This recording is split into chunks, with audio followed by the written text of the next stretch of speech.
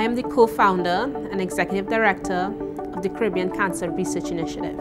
So within this organization, we focus on research-based interventions to improve cancer outcomes in the Caribbean.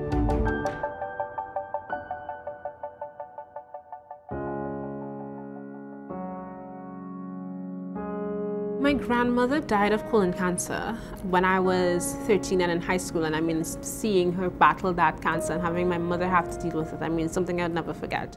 You know, I felt like I have a moral obligation to give back, to help. One of the main projects that we're having right now is I'm setting up something called patient navigation, which has never been done in the Caribbean before. The goal of that is basically to have a patient navigator with every single cancer patient once they get diagnosed in the Caribbean, because we have several systemic barriers to care that lead to very poor survival outcomes.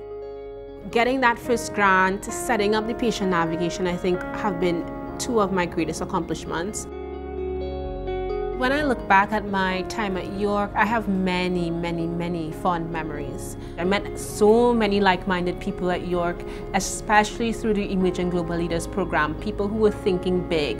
I mean, York is a huge university, it's so multicultural. It's here that I really began to feel like I was part of a world, rather than, you know, just this Caribbean girl in this Canadian country.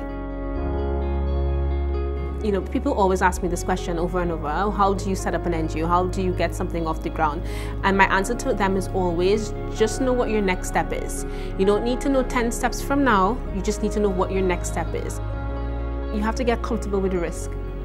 Just get comfortable with it, because that's going to be your life. It's going to be one risk after the next. And it's not bad, because you grow quickly.